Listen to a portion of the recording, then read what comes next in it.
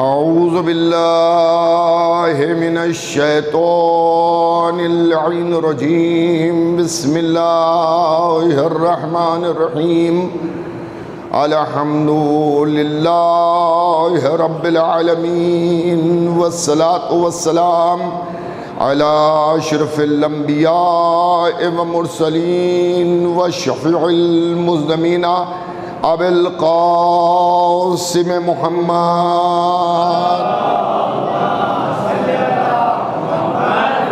وآل بیتہ الطیبین الطاہرین المعصومین المظلومین من یومنا ھذا الى قیام یوم الدین اما بعد فقط قال رسول اللہ صلی اللہ علیہ وآلہ وسلم ذکر علی عبادہ صلوات بھیجے محمد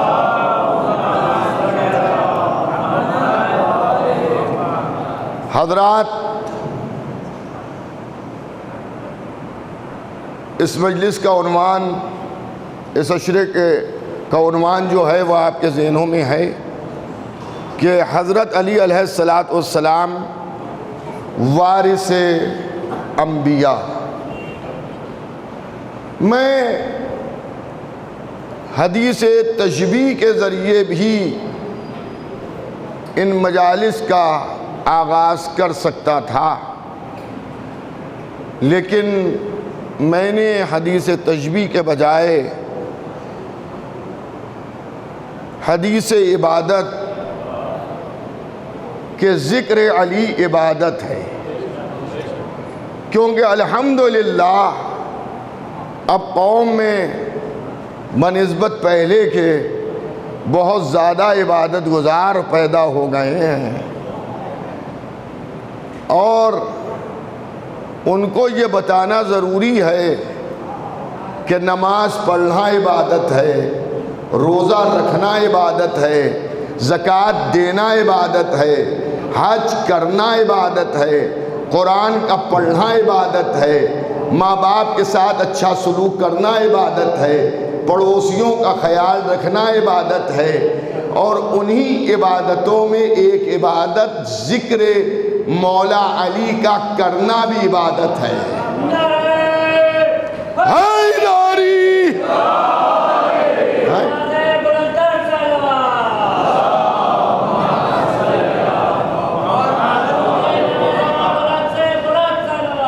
اللہم صلی علی محمد وآل محمد۔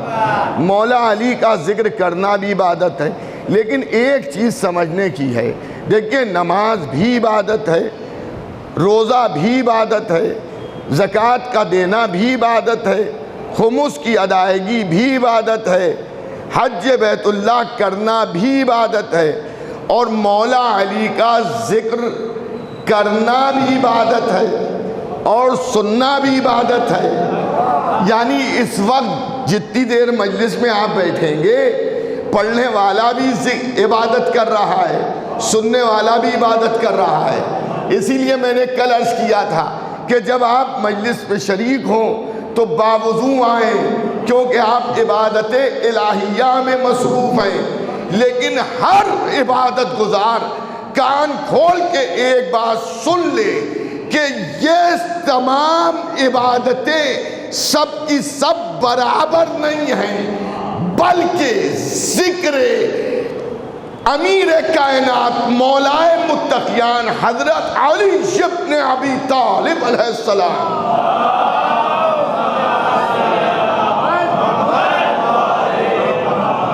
یہ ایک ایسی عبادت ہے کہ اگر یہ عبادت نہیں ہوگی تو نہ نماز عبادت بنے گی، نہ روزہ عبادت بنے گا، نہ حج عبادت بنے گا، نہ زکوٰۃ عبادت بنے گی، نہ خمس کی ادائیگی عبادت بنے گی، کیونکہ اجر رسالت میں علی کی محبت کو، ہائے میں کیا عرض کر رہا ہوں، اجر رسالت میں مولا کائنات کی محبت کو طلب کیا گیا ہے۔ تو جب تک کہ ولایت علی نہیں ہے اس وقت تک اللہ کی بارگاہ میں عبادت قبول نہیں ہے۔ میں نے یہ موضوع کیوں رکھا کہ حضرت علی علیہ السلام وارث انبیاء، اس کا سبب یہ ہے کہ مٹی کے گھروندوں سے انوار طیبہ کا تقابل اچھا نہیں ہے۔ اب کچھ ایسے ناقص زبانیں اور ایسے کچھ ناقص قلم چل رہے ہیں کہ جو یہ کہہ رہے ہیں کہ سب برابر ہیں، دور اول کے سب برابر ہیں۔ تو عزیزان گرامی، 40 سال کی عمر میں اسلام لانے والا اور جوف کعبہ میں پیدا ہو کر اللہ کا سجدہ کرنے والا، یعنی زمین پر جب مولا نے پہلا قدم رکھا ہے تو سر کو سجدے میں رکھ دیا، تو دونوں برابر نہیں ہو سکتے ہیں۔ 40 سال تک سورہ بقرہ کا نہ یاد کرنے والا اس کے برابر نہیں ہو سکتا ہے کہ جس نے گھوڑے کی ایک رکعت میں قدم رکھا تو دوسری رکعت تک ختم قرآن کر دیا۔ کفر کی گودوں میں پلنے والے اس کا مقابلہ نہیں کر سکتے ہیں جو خود کعبے میں پیدا ہوا ہو، جو آغوش رسول میں پروان چڑھا ہو، جس نے زبان رسول کو چوسا ہو، جس کے قدم مہر نبوت پہ گئے ہوں۔ اگر اسے رات میں کبھی نیند آئی ہو تو بستر پیغمبر جسے ملا ہو، اس کا مقابلہ کفر کے گھروں میں پلے ہوئے افراد نہیں کر سکتے۔ کہا گیا سب برابر۔ ارے بھیا، جب یہ انبیاء سے افضل ہے، اس پر بھی ہمارے پڑوسی ملک میں بڑا جھگڑا ہوا تھا کہ شیعہ حضرت علی کو انبیاء سے افضل مانتے ہیں، حضرت علی کو انبیاء سے افضل مانتے ہیں، تو ہم مانتے ہیں آپ کے پیٹ میں درد کیوں ہو رہا ہے؟ آئے ہائے، آپ کے پیٹ میں کیوں درد ہو رہا ہے؟ دنیا میں ایسے بھی ہیں جو حضرت عیسیٰ کو خدا کا بیٹا مانتے ہیں، دنیا میں ایسے بھی ہیں جو پتھر کو اللہ سمجھتے ہیں، دنیا میں ایسے بھی ہیں جو سورج کی پوجا کرتے ہیں، دنیا میں ایسے بھی ہیں جو پانی کو پرنام کرتے ہیں، دنیا میں ایسے بھی ہیں جو مردوں کو جاتے دیکھتے تو ہاتھ جوڑ لیتے ہیں۔ ہم تو حضرت علی کو مانتے ہیں، حضرت علی کے پیروکار ہیں، نہ ہم حضرت علی کو خدا سمجھتے ہیں، نہ ہم حضرت علی کو نبی سمجھتے ہیں۔ ہم حضرت علی کو ید اللہ جانتے ہیں، عین اللہ جانتے ہیں، وجہ اللہ جانتے ہیں، لسان اللہ جانتے ہیں، نفس اللہ جانتے ہیں، جنب اللہ جانتے ہیں، ان کے چاہنے والے کو رحمت اللہ جانتے ہیں۔ حیدری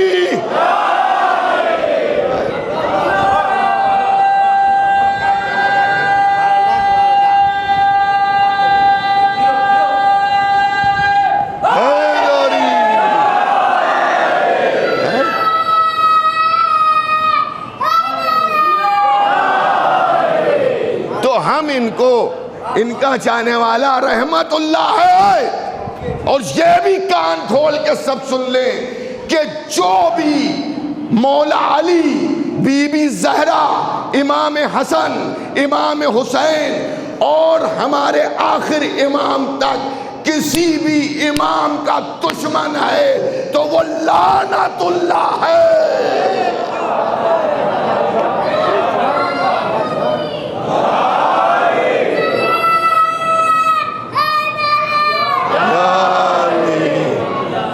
وہ لعنت اللہ ہے، اللہ کی اس پر لعنت ہے۔ سمجھ گئے آپ؟ دیکھیے یہ بھی بڑا نازک مسئلہ ہے۔ لوگ کہتے ہیں اللہ تو لعنت کر ہی رہا ہے، آپ کی ضرورت کیا ہے لعنت بھیجنے کی؟ تو عزیزان گرامی کل یہ نہ کہہ دیے گا اللہ تو محمد و آل محمد پر رحمت کر ہی رہا ہے، آپ کا صلوات بھیجنا کیا ہے؟ اللہ تو درود بھیج ہی رہا ہے، اللہ تو رحمت نازل ہی کر رہا ہے، تو ہماری رحمت کی دعا کرنے سے کیا فائدہ؟ عزیزان گرامی ہمارے یہاں جو بھی ہوتا ہے وہ حکم شریعت کے مطابق ہوتا ہے، تو ہم اہل بیت پیغمبر کو 1,23,999 نبیوں سے افضل سمجھتے ہیں، اور اس کا سبب دیکھیے آپ، جو سمجھتے ہیں اس کا سبب ہے، ایک سبب یہ ہے کہ ہر نبی کے ساتھ اللہ کی ایک نسبت ہے۔ حضرت آدم صفت اللہ، حضرت نوح نبی اللہ، حضرت ابراہیم خلیل اللہ، حضرت موسیٰ کریم اللہ، حضرت عیسیٰ روح اللہ، سب نبیوں کے ساتھ اللہ کی ایک نسبت ہے، اور مولا علی وہ ہیں جو کئی نسبتیں ہیں۔ ابھی میں نے عرض کیا نا وجہ اللہ، عین اللہ، لسان اللہ، جم اللہ، تو کئی نسبتیں علی سے ہیں، اور پھر ہر نبی کی مولا علی نے مدد فرمائی ہے، ہر نبی کی مدد کی ہے۔ خود مولا نے ارشاد فرمایا کہ میں نے ہر نبی کی مدد کی ہے، بس فرق اتنا ہے، اس میں ہمارے نبی بھی ہیں، کہ ہر نبی کی مدد میں نے پردے سے کی ہے، غیبت سے کی ہے، چھپ کے کی ہے، ہم نے اپنا تعارف نہیں کرایا کہ میں کون ہوں، لیکن میں نے آخری نبی کی مدد ظاہر ہو کے کی۔ سب نے دیکھا کہ یہ علی ہے، تو اب یہ بھی لوگوں کو ہضم نہیں ہوتا ہے۔ ہاں یہ سب جو مولا علی کے دشمن ہیں، ان سب کو بدہضمی کی بیماری ہے، اور ان کو فضائل جو ہیں وہ پچھتے نہیں ہیں، اور جب فضائل پڑھے جاتے ہیں تو یہ منہ بنانے لگتے ہیں۔ لوگ ہم سے پوچھتے ہیں کہ کب تک کے فضائل پڑھیے گا؟ یوں تو حقیقت یہ ہے آخری سانس تک فضائل پڑھیں گے، آخری سانس تک فضائل پڑھیں گے، دم نکلنے کے بعد انشاءاللہ قبر کے اندر فضائل پڑھیں گے، حشر میں فضائل پڑھیں گے، جنت میں جانے کے بعد فضائل پڑھیں گے۔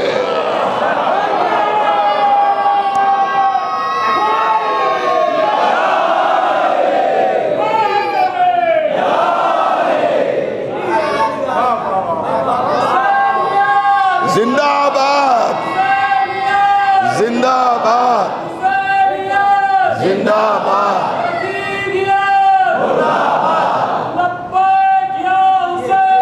لبیک یا حسین، لبیک یا حسین، لبیک یا حسین، لبیک یا حسین، لبیک یا حسین۔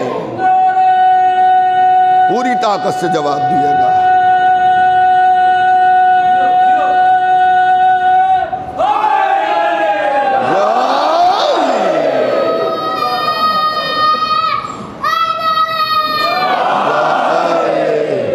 عزیزان گرامی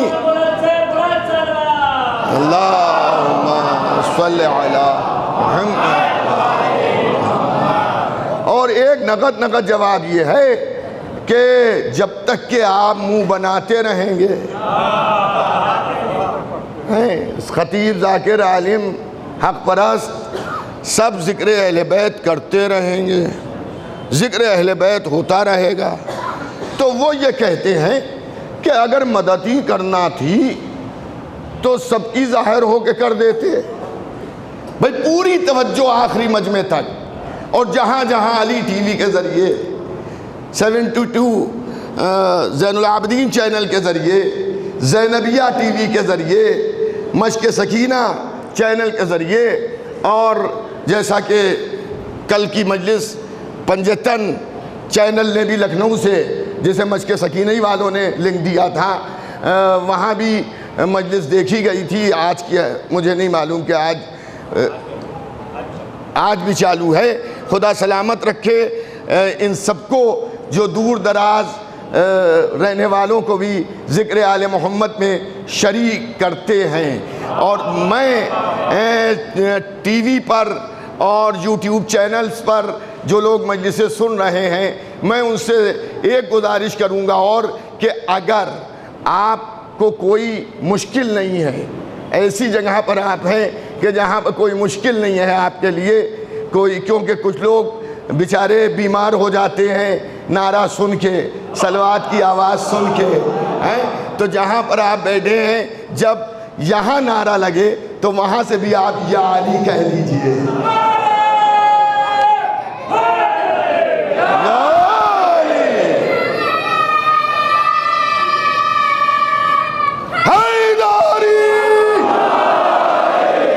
عزیزان گرامی، رضا سرسیوی صاحب کو شعر نہیں یاد ہے لیکن مجھے اس کا مفہوم یاد ہے کہ نعرے ایسے لگانے کی عادت ڈال لیجئے کہ جب قبر میں علی آئے تو وہ نعرے حیدری پر علی بھی علی علی کہہ دے.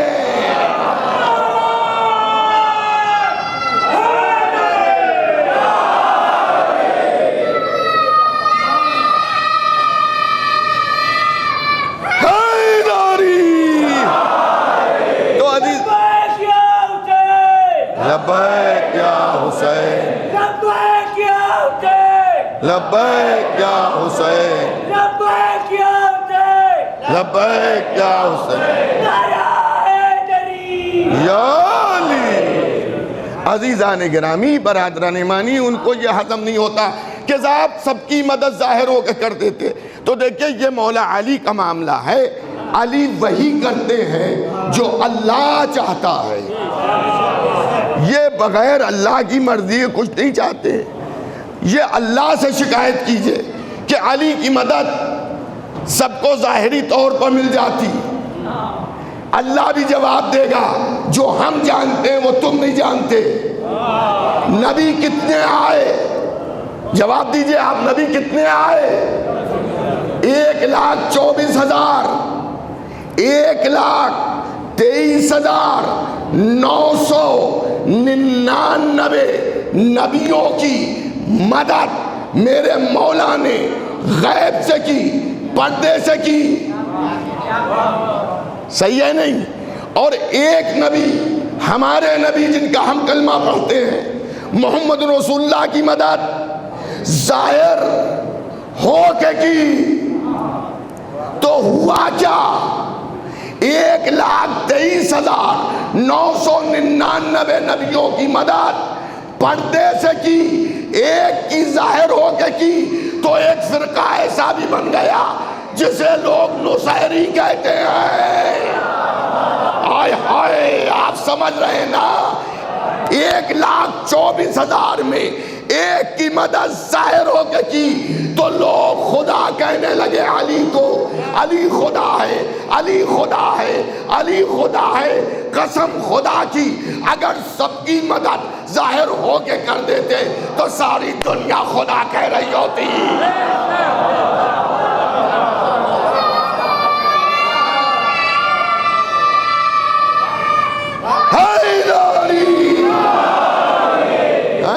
ساری دنیا خدا کہہ رہی ہوتی، ساری دنیا خدا کہہ رہی ہوتی. کل میں نے ام محترم خطیب اکبر مولانا مرزا محمد اطہر صاحب علی اللہ مقامہ کا ایک نکتہ پیش کیا تھا. آج میں ام محترم خطیب العرفان عالی جناب مولانا مرزا محمد اشفاق صاحب کا ایک نکتہ پیش کرنا چاہتا ہوں. وہ یہ کہتے تھے کہ اگر مولا علی ہندوستان میں آ گئے ہوتے، آئے ہائے، تو تب بھی ہمارا دوسروں سے جھگڑا ہوتا ہے، مسلمانوں سے نہیں، غیر مسلم سے جھگڑا ہوتا. وہ کس بات کا ہوتا؟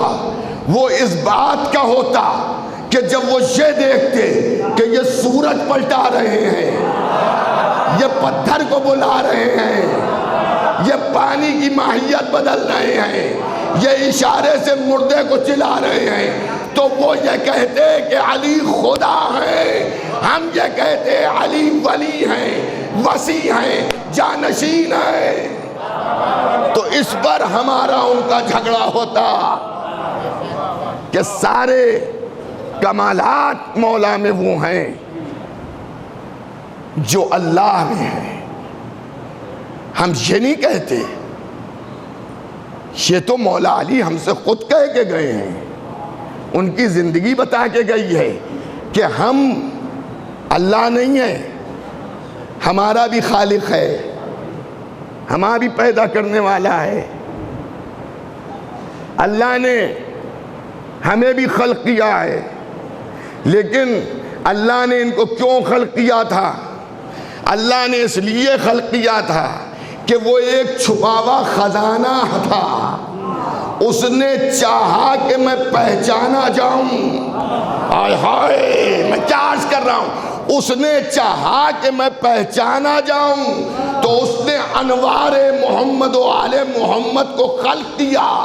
ایک تبلیغ کرنے والوں، اللہ کو پہچاننے والوں، اس کا خیال رکھنا کہ اللہ نے اہل بیت کو خلق کیا ہے اپنے کو پہچنوانے کے لیے۔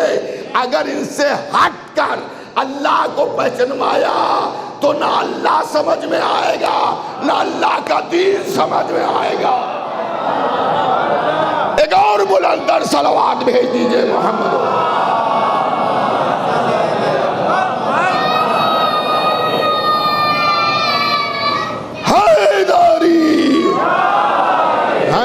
نہ اللہ سمجھ میں آئے گا، نہ رسول اللہ سمجھ میں آئیں گے۔ تو انبیاء سے افضل اہل بیت پیغمبر، عورتوں میں فاطمہ زہرا سے کوئی عورت افضل نہیں، مردوں میں ہمارے ائمہ معصومین اور ابو الائمہ مولا علی سے افضل کوئی نہیں۔ ہاں، یہ بالکل آپ پتھر کی لکیر کی طرح سے سمجھ لیجئے۔ آدمی باتیں جو بھی کرے، بھئی آپ یہ بتائیے، میں نے کوئی بات کہی آپ سے، کسی صاحب نے، میں آپ کو نہیں کہتا، کسی صاحب نے اس بات کو نہیں مانا، میں نے آپ سے کہا تھا، چھوڑ دیا اس بات پر۔ جب حضرت آدم کا پتلا بنا، حضرت آدم کا پتلا بنایا گیا اور ابلیس نے سجدے سے انکار کیا، تو اللہ نے کیا کہا؟ اللہ نے یہ کہا کہ میں نے جسے اپنے دونوں ہاتھوں سے بنایا، آئے ہائے، جسے میں نے اپنے دونوں ہاتھوں سے بنایا، کس شے نے تمہیں اس کے سجدے سے روک دیا؟ یہ نہیں کہا میری خلق ہوئی ہوئی مٹی سے بنے، آگ سے بنے، پانی سے بنے، ہوا سے بنے، میں نے اپنے دونوں ہاتھوں سے جسے بنایا اس کے سجدے سے تمہیں روکا کس نے؟ یعنی اللہ کو سب سے زیادہ جو ابلیس پر غضبناک ہوا وہ اس بات پر کہ میں نے بنایا اپنے دونوں ہاتھوں سے، میں نے بنایا اپنے دونوں ہاتھوں سے۔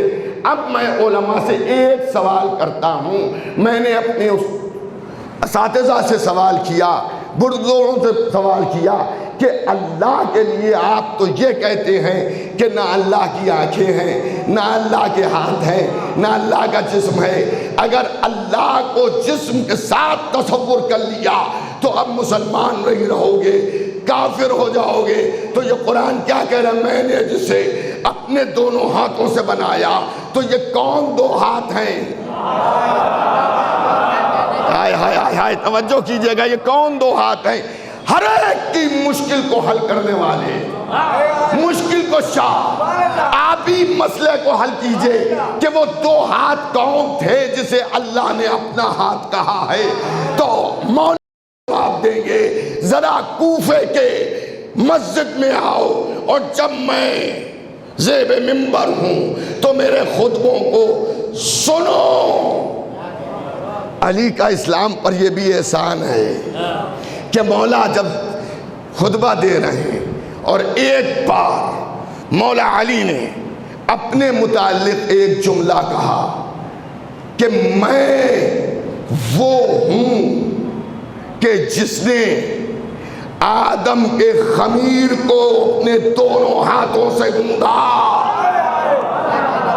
اس کا مطلب یہ ہے کہ اللہ جن ہاتھوں کا ذکر کر رہا ہے وہ علی کے ہاتھ ہیں، اور اسی لیے انہیں ید اللہ کہا جا رہا ہے کہ اللہ کے ہاتھ۔ اچھا صاحب، اس نے سجدہ نہیں کیا،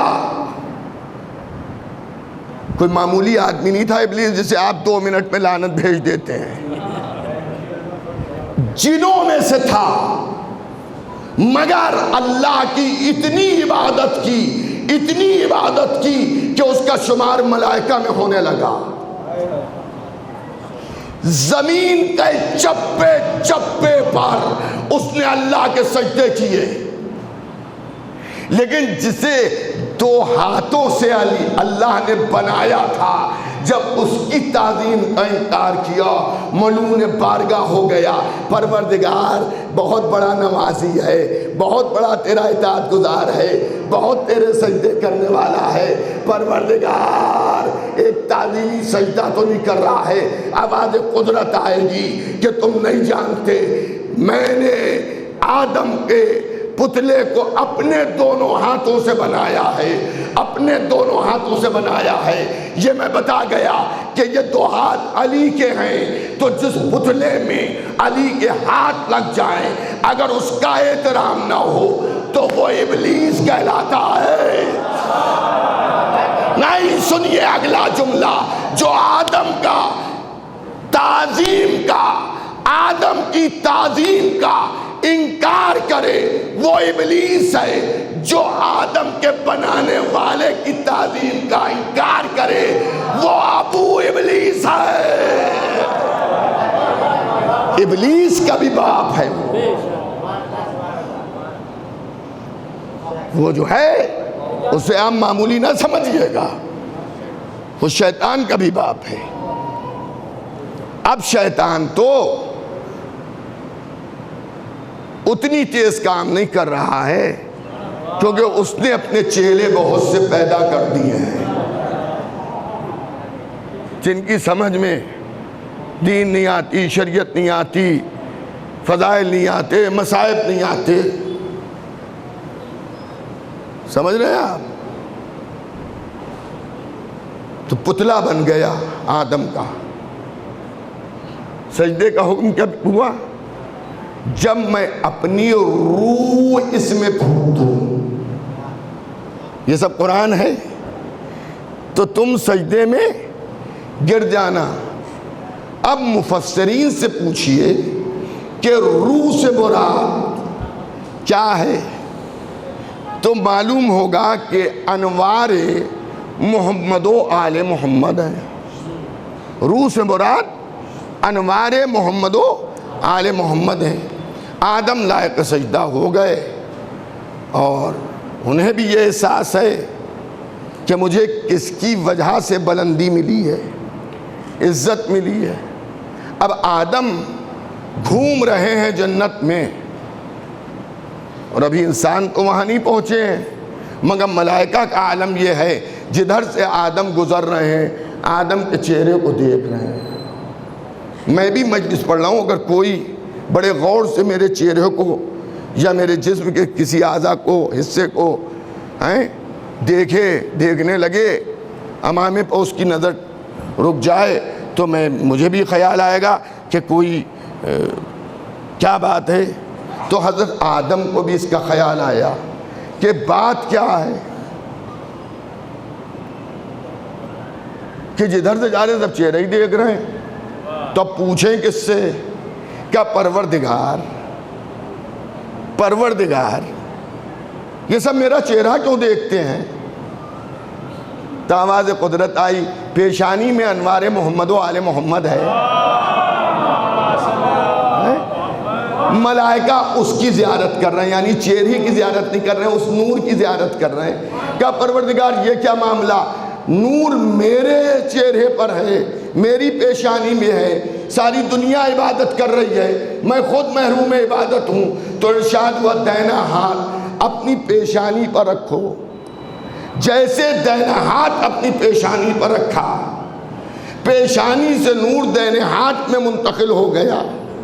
جب منتقل ہو گیا تو آواز قدرت آئی کہ اب آدم جب تم زیارت کرنا چاہنا تو اس ہاتھ کو اپنے سامنے لے آنا۔ دیکھیں جس منزل تک آپ کو لے جا رہا ہوں وہاں تک پہنچ جائیے گا، اور جب ملائکہ معصوم زیارت کرنا چاہیں تو اس پنجے کو بلند کر دینا۔ آئے ہائے، اس پنجے کو بلند کر دینا۔ اب کوئی ہم سے یہ نہ پوچھے کہ علم میں پنجہ کیوں ہوتا ہے۔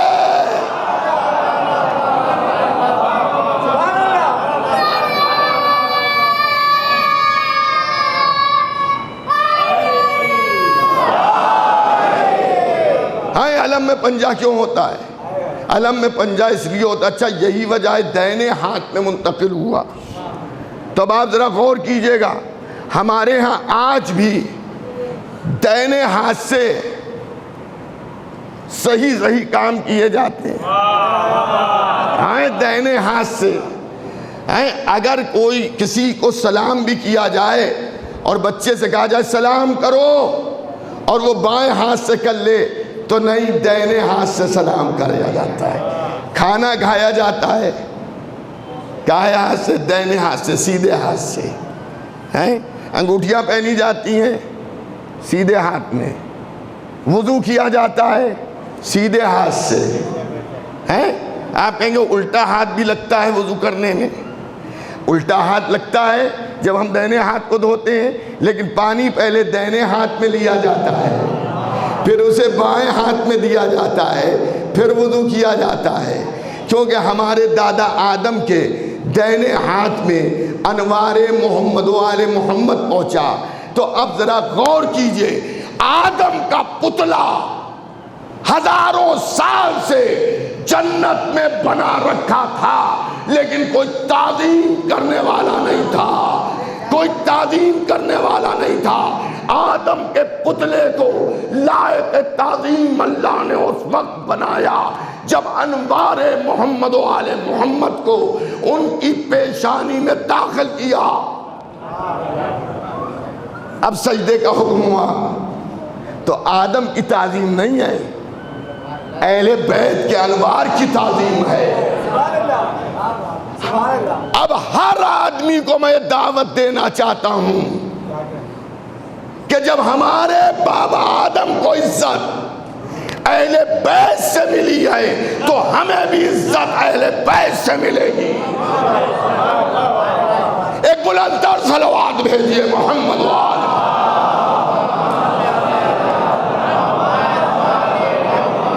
حضرات زحمت ہوگی، تھوڑا سا اور آگے تشریف لے آئیں، سمٹ کے بیٹھ جائیں تاکہ جو لوگ آ رہے ہیں انہیں پیچھے بیٹھنے کی جگہ مل جائے۔ آ جائیے، سمٹ آئیے تھوڑا بلند صلوات کے ساتھ محمد و آل محمد۔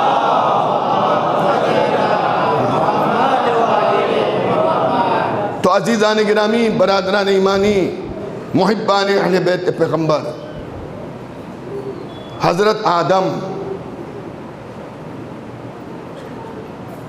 کی منزلت و فضیلت بہت ہے، ہمارے دادا ہیں، حضرت حوا ہماری دادی ہیں، سمجھ گیا، ہم آدمی ہیں۔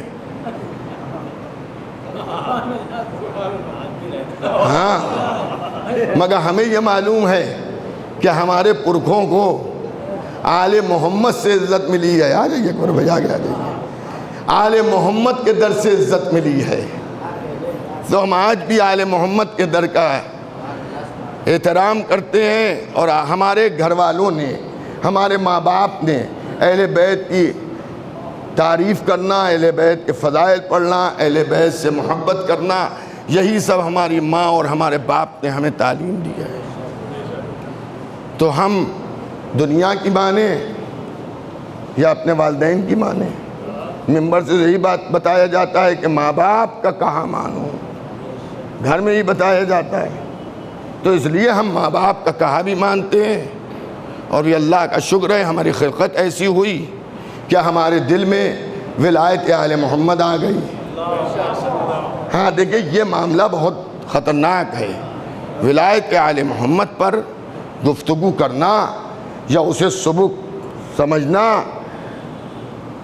یہ بڑی جرت کا کام ہے جو کر بیٹھتے ہیں لوگ، کہ کیا ولایت ولایت، کیا محبت محبت، بس یہی کریں۔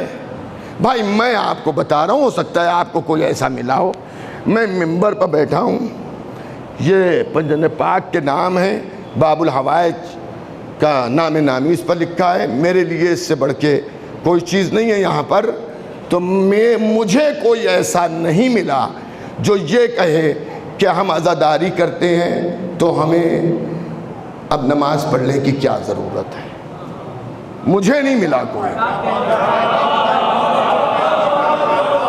میں اپنی بات کر رہا ہوں، آپ میں سے کسی کو کوئی ملا ہو تو مجھے معلوم نہیں، مجھے کوئی ایسا نہیں ملا کہ جو کہے کہ ہم نماز کیا کریں پڑھ کے، ہم تو عزاداری کرتے ہیں، ہم تو نعرے لگاتے ہیں، ہم تو فضائل سنتے ہیں۔ بھائی دیکھیے، میں نے کل بھی کہا تھا، میں بھی نماز پڑھاتا ہوں، تو مجھے تو وہی لوگ نماز میں نظر آتے ہیں جو مجلس میں ہوتے ہیں۔ میرے پیچھے وہی مجمع نماز پڑھتا ہے۔ اچھا، جو آپ حضرات نے اس کی تصویریں وغیرہ دیکھی ہوں گی، الحمدللہ میں مجمع کو مڑ کے نہیں دیکھتا، کیونکہ عزت دینے والے جو ہیں وہ آل رسول ہیں، اللہ ہے، آل رسول ہیں۔ سمجھ گئے آپ؟ نہ ہم آپ کو عزت دے سکتے ہیں، نہ آپ ہمیں عزت دے سکتے ہیں، عزت دینے والا اللہ ہے اور رسول اور آل رسول ہیں، وہ عزت دیتے ہیں۔ تو ہم نے کبھی مڑ کے نہیں دیکھا کتنا مجمع ہے، لیکن الحمدللہ بڑی جماعت کہلاتی ہے درگاہ کی، کثیر تعداد میں درگاہ حضرت عباس میں لوگ نماز پڑھنے آتے ہیں۔ اور نماز کے بعد جب ہم مجلس پڑھتے ہیں تو وہی نمازی مجلس میں ہوتے ہیں، مجلس کے بعد جب نماز پڑھاتے ہیں تو وہی مجلسی مجمع نماز میں ہوتا ہے، وہی مجلسی مجمع نماز میں ہوتا ہے۔ 2-4% اگر ادھر ادھر ہو جائیں تو اس میں آپ یہ نہ کہیے کہ فضائل والے نماز نہیں پڑھتے ہیں۔ ارے جو فضائل کے قائل ہیں وہی تو نماز کے قائل ہیں، کیونکہ انہیں معلوم ہے کہ پڑھی ہوئی نماز ولایت علی سے قبول ہوگی، رکعہ و روزہ محبت اہل بیت میں قبول ہوگا۔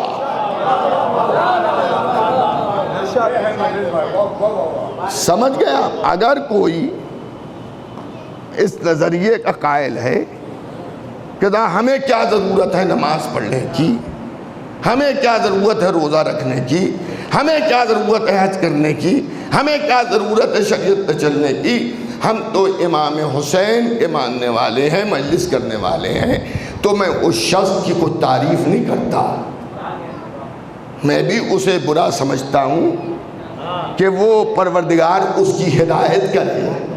اگر مجھے کوئی نہیں ملا، لیکن لوگ پیش کرتے ہیں ارے صاحب ایسا ہوتا ہے، آج تک کوئی پکڑ کے نہیں لایا کہ یہ صاحب ایسا کہتے ہیں، تو میں اپنے اس بھائی سے گفتگو کروں، میں اس سے کہوں بھائی مجھے بھی سمجھا دو، یا تو میرے سمجھانے میں تم سمجھ جاؤ یا تم مجھے سمجھا دو۔ جب اہل بیت نے نماز پڑھی، روزے رکھے، حالت رکوع میں زکوٰۃ دی، قرآن پڑھا، جبکہ اس میں سے کسی شے کی انہیں ضرورت نہیں تھی، سمجھ گئے؟ علی علی نماز پڑھ کے نہیں بنے ہیں،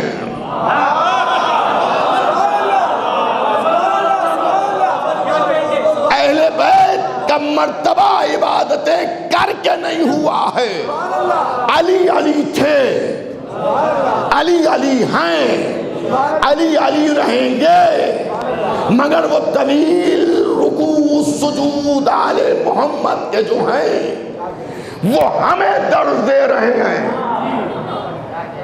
کہ ہمارے اوپر نظر رکھو۔ عزاداری کا سب سے بڑا دن کون سا ہے؟ پورے سال میں سب سے بڑا عزاداری کا پرسے کا ہے بے شک روز عاشور ہے۔ دیکھیں یہ وہ مجمع جواب دے رہا ہے جو فضائل اہل بیت پر نعرے لگاتا ہے، سبحان اللہ کہتا ہے، ماشاء اللہ کہتا ہے۔ سب سے اہم دن عزاداری کا روز عاشور۔ اعمال عاشورہ اس وقت تک مکمل نہیں ہے جب تک کہ نماز نہ پڑھی جائے۔ آئے ہائے آپ کیا سن رہے ہیں؟ نماز نہ پڑھی جائے، اور عزاداروں سے نماز کا کبھی کوئی اختلاف ہو ہی نہیں سکتا ہے۔ اس لیے نہیں ہو سکتا ہے کہ جتنی بھی زیارتیں امام حسین کی بڑی ہیں، ہر زیارت کے بعد یہ ہے کہ نماز پڑھو، نماز پڑھو۔ سلام انہیں کر رہے ہیں، نماز کو زندگی مل رہی ہے۔ بھئی ایک صلوات دو بھیج دیجئے محمد و آل محمد۔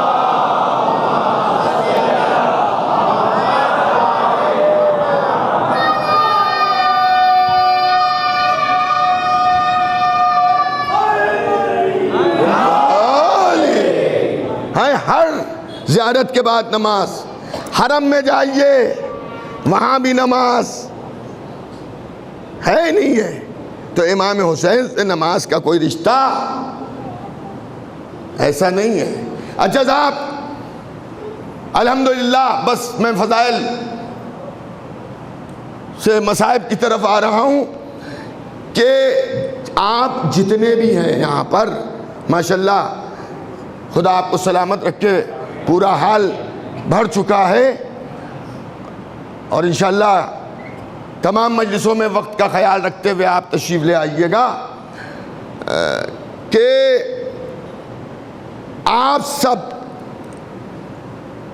اکثریت نماز مغربین پڑھ چکی ہوگی۔ ہو سکتا ہے کسی کو آفس سے آنے میں دیر ہوئی ہو، فوراً مجلس میں آ گیا ہو، تو وہ یہ ارادہ رکھتا ہے کہ نماز مجلس کے بعد نماز پڑھ لیں گے، اور ہوتا ہے ایسا کہ مجلس ختم ہوئی، کچھ لوگ جلدی جلدی نماز پڑھتے ہیں قضا نہ ہو جائے۔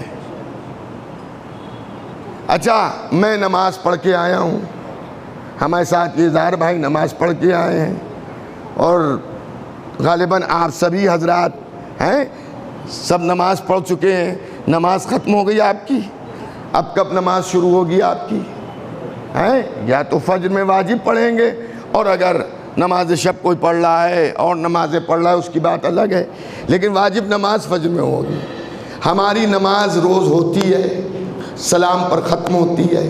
کبھی ہم 2 رکعت نماز پر سلام پھیرتے ہیں، کبھی ہم 3 رکعت نماز پر سلام پھیرتے ہیں، کبھی ہم 4 رکعت نماز پر سلام پھیرتے ہیں، اور نماز وتر میں ہم 1 رکعت نماز پر سلام پھیرتے ہیں۔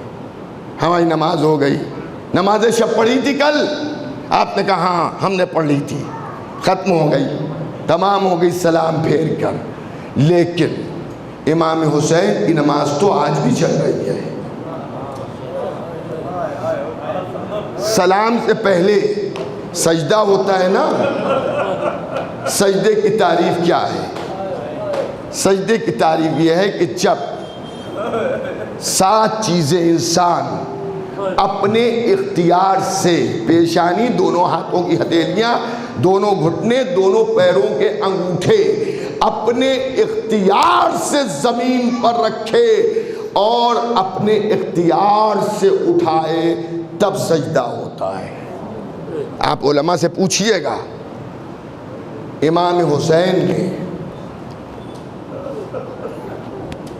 کسی دن آخری مجلسوں میں عرض کر دوں گا حسین نے آخری سجدے میں کتنی زحمت کی تھی۔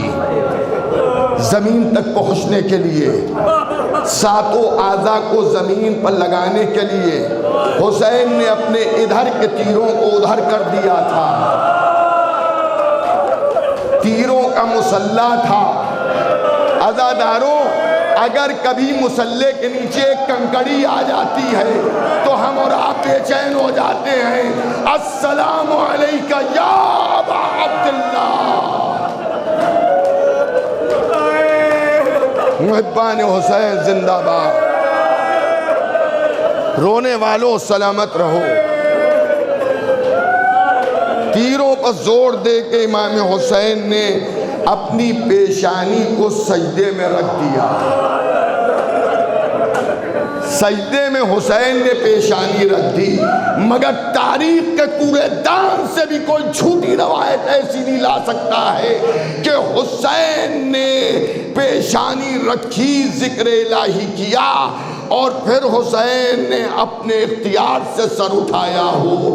حسین نے سر اپنے اختیار سے نہیں اٹھایا۔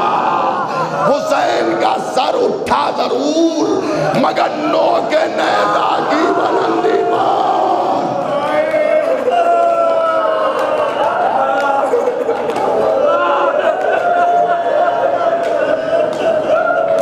تو حسین کا سجدہ تو آج بھی چل رہا ہے۔ حسین کا سجدہ تو آج بھی چل رہا ہے۔ صبح قیامت تک، میدان محشر تک حسین کا سجدہ چلتا رہے گا۔ اتنا طویل سجدہ کسی کا نہیں ہے جتنا طویل سجدہ حسین نے کیا ہے۔ حسین نے سر اپنے اختیار سے رکھا تھا، مگر شبر نے سر کو قلم کر کے نوک نیزہ کی بلندی میں اٹھایا۔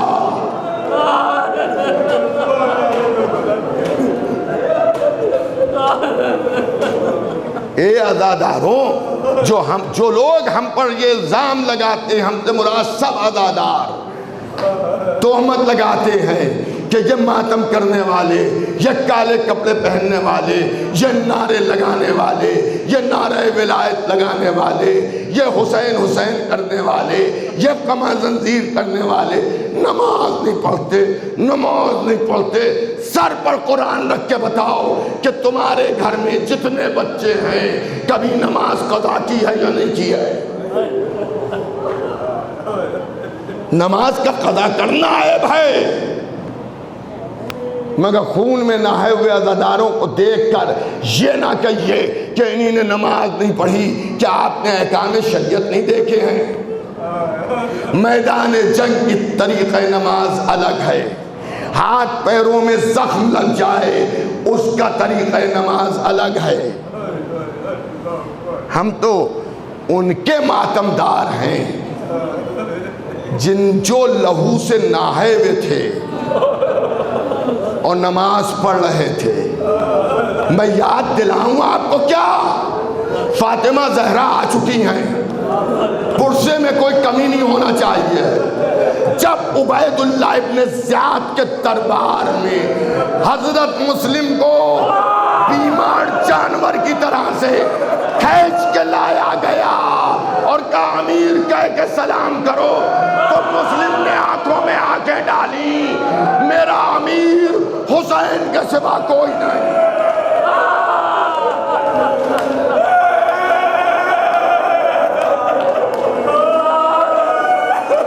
لوہے میں جکڑے ہوئے مسلم،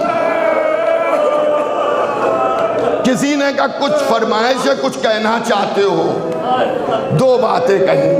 ایک تو یہ کہا کہ میں چاہتا ہوں کہ کوئی میرے آقا حسین سے کہہ دے کہ کوفی بدل گئے ہیں، اب میرا آقا کوفے نہ آئے، اس لیے کہ میرے آقا کے ساتھ ان کی بہنیں بھی ہیں، ارے خاندان عصمت و طہارت کی عورتیں بھی ہیں۔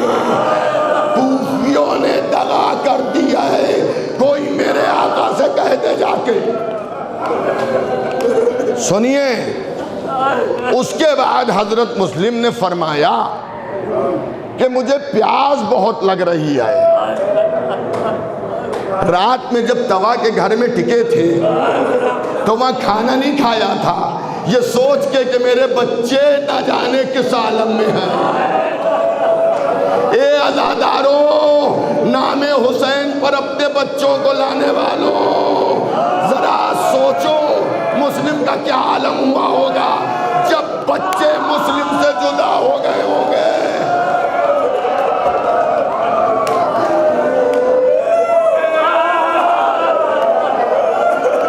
نہ جانے کئی وقت کے کتنے وقت کے بھوکے تھے حضرت مسلم۔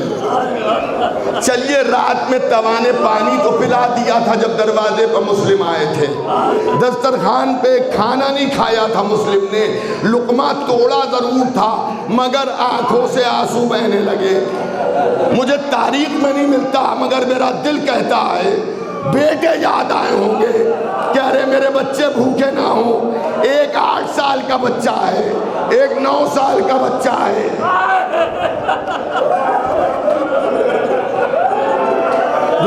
روتے رہو، سر و سینہ پیٹتے رہو۔ 2 بچے ہیں، خدا آپ کو سلامت رکھے۔ آپ رو رہے ہیں، جہاں جہاں لوگ مجلس سن رہے ہیں ان سب سے گزارش ہے کہ اب سر جھکا کے بیٹھ جانا اور سفیر حسین کا پرسہ بی بی زہرا کو دیجئے۔ حضرت عباس علمدار کے سگے بہنوئی ہیں، مولا علی کے سگے داماد ہیں۔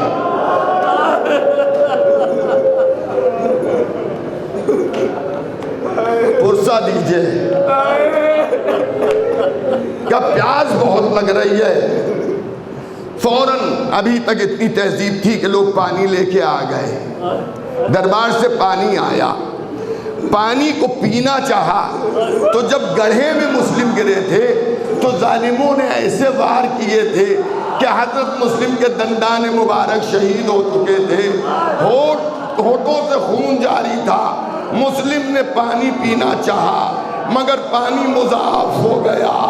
مسلم نے پانی کو پھینک دیا، پھر پانی لایا گیا، پھر مضاعف ہو گیا، پھر پانی کو پھینک دیا، پھر پانی لایا گیا۔ 3 مرتبہ مسلم کے سامنے پانی آیا۔ اس کے بعد مسلم نے یہ کہہ کے پانی پھینکا، اللہ چاہتا ہے کہ میں اس کی راہ میں پیاسا مارا جاؤں، لیکن ٹھہریے، میں کہوں گا مسلم 3 بار پانی مانگا، ارے پانی آ گیا۔ عصر کے ہنگام میں ایک بچے کو لیے ہوئے پانی مانگ رہے ہیں۔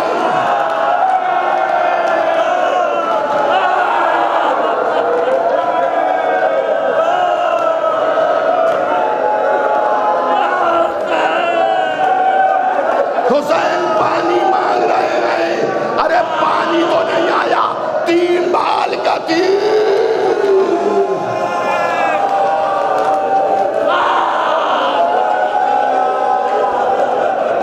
فضاؤں میں کروٹیں لیتا ہوا آ گیا، بے شیر کے گلے کو پھاڑتا ہوا حسین کے بازو میں اتر گیا۔ مسلم آپ کے سامنے پانی تو آیا۔ سنو عزاداروں، اب حاکم نے حکم دیا کہ مسلم کو بالا خانے پر لے جایا جائے اور دھکیل دیا جائے۔ جب بالکل شہادت کا وقت قریب آ گیا تو مسلم نے ایک مرتبہ کہا میرے ہاتھوں کو کھول دو۔ سپاہیوں نے پوچھا مسلم ہاتھ کاہے کے لیے کھلوا رہے ہو؟ کہ میں شہادت سے پہلے 2 رکعت نماز پڑھ لوں۔ لہو لہان مسلم 2 رکعت نماز پڑھ رہے ہیں اور نماز جیسے تمام ہوئی ظالموں نے ہاتھ پسے گردن باندھ دیے اور باندھنے کے بعد بلندی سے مسلم کو ڈھکیلا۔ ابھی ہوا میں مسلم آئے، کہہ رہے السلام علیکہ یا ابا عبداللہ۔ حسین کہہ رہے علیکہ السلام۔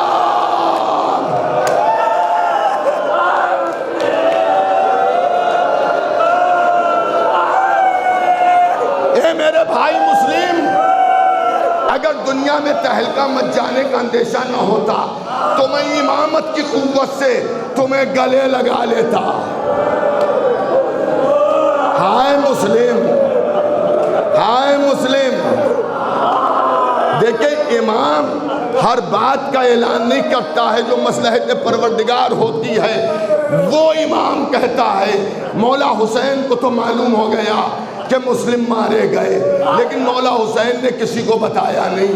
عباس ذرا خیموں کو نصب کر دو، بہنوں کو خیموں میں بٹھال دو۔ بہنیں خیمے میں بیٹھ گئیں کہ آج مجھے اپنا بھائی مسلم بہت یاد آ رہا ہے، مسلم بہت یاد آ رہا ہے۔ ذرا مسلم کی خبر لو، کوفے کی سرحد پر بیٹھ جاؤ، اگر کوئی کوفے سے آنے والا دکھے تو اس سے پوچھنا کوفے کو کس عالم میں چھوڑ کے آئے ہو؟ عزادارو عباس و علی اکبر گئے، دیکھا کہ کوفے کی طرف سے کوئی آ رہا ہے، اسے روکا تو وہ تیز بھاگا، ڈر گیا۔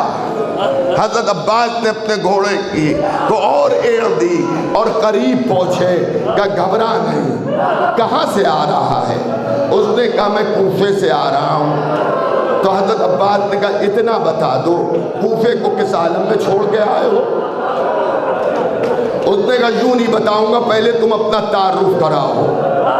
تو حضرت عباس نے فرمایا میں علی کا بیٹا عباس ہوں، یہ علی اکبر ابن حسین ہے۔ اتنا سننا تھا وہ گھوڑے سے زمین پر کود پڑا اور اپنے سر و سینے کو پیٹنے لگا۔ اے عباس کوفے کے حالات نہ پوچھئے، ارے کوفے کو ہم اس عالم میں چھوڑ کے آئے ہیں، سفیر حسین کا لاشا اس کے پیر میں رسی بندھی ہوئی، ارے گلیوں میں مسلم کے لاشے کو کھینچا جا رہا ہے۔ ہائے مسلم،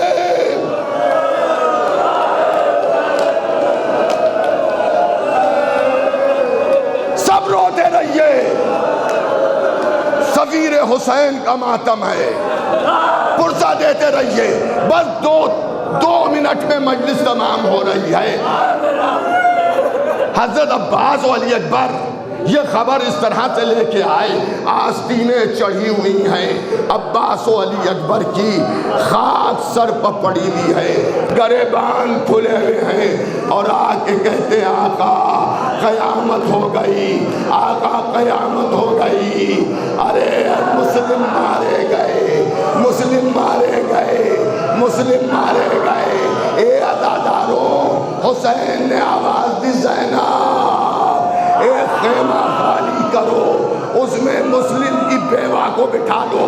اب جو بہنیں میری آواز سن رہی ہیں دل کو سنبھال کے سنیں، جو بچے یتیم ہیں اگر وہ آواز سن رہے ہیں تو بڑا دل کو سنبھال کے سنیے گا۔ ارے لاؤ مسلم کی یتیمہ کو، اور اس کے بعد حسین خیمے میں گئے، یتیمہ کو زانو پر بٹھالا، سر پر ہاتھ پھیرا اور پھیر کے کہا زینب 2 بالیاں دے دو۔ ہائے مسلم، زینب 2 بالیاں دے دو۔ 2 بالیاں دی گئی، مولا حسین نے بالیاں پہنائی، بندے پہنائے، سر پر ہاتھ رکھا، پیشانی چومی۔ علی کی نواسی ہے، حسن و حسین کی بھانجی ہے کہ ایک مرتبہ سر کو اٹھا کر امام حسین کو دیکھا اور دیکھ کے کہا آقا میرے بابا کی خیر تو ہے، میرا بابا زندہ تو ہے۔ حسین نے سینے سے لگا دیا۔ روتے رہو، ماتم کرتے رہو، سر و سینہ پیٹتے رہو، سینے سے لگا دیا۔ اے بیٹی اگر باپ مارا بھی گیا تو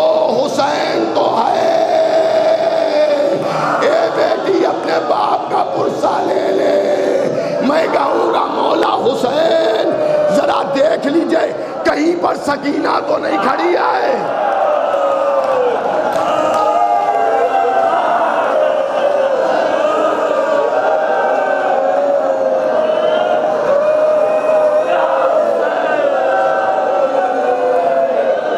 تھکے تو نہیں ہے بس ختم ہو گئی مجلس؟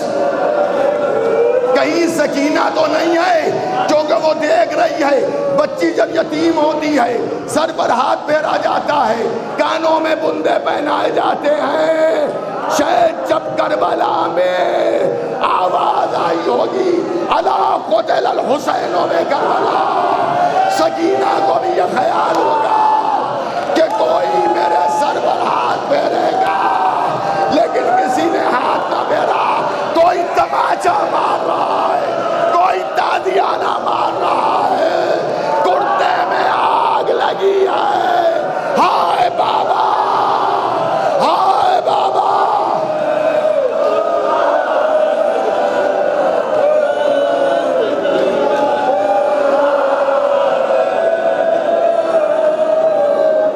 اگر دو جملے میں نے اور نہ پڑھے تو مجھے رات بھر اس بیوہ سے شرمندگی ہوگی جو عباس کی سگی بہن ہے۔ اگر بیوہ عورتیں میری آواز کو سن رہی ہیں تو ذرا غور سے سنیے گا، دل کو سنبھال کے سنیے گا۔ اگر کسی کے گھر میں کوئی بیوہ ہے تو ذرا توجہ کیجئے گا، جب شوہر مر جاتا ہے تو جو نیکوکار ازواج ہوتی ہیں وہ بے چین ہو جاتی ہیں، تڑپ جاتی ہیں۔ یہاں عباس کی بہن بھی رو رہی ہے، میرا والی مارا گیا، میرا وارث مارا گیا، میرے بچے یتیم ہو گئے۔ یہ بھی خیال ہے کہ میرے شوہر کے ساتھ دو بیٹے گئے تھے، ان بیٹوں کا کیا ہوا؟ عباس علمدار سگے بھائی ہیں، سگے بھائی ہیں، بہن کو روتے دیکھا تو برداشت نہ ہوا، خیمے میں گئے، بہن کے سامنے بیٹھ گئے، بیٹھ کے بہن کے دونوں بازو پکڑے، ہلایا، بس ختم ہو گئی مجلس، ہلایا اور کہا بہادر بھائیوں کی بہنیں روتی نہیں ہیں، آنکھوں سے آنسو پوچھے، بہن صبر کرو، عباس کو پہنچنے دو، مسلم کا انتقام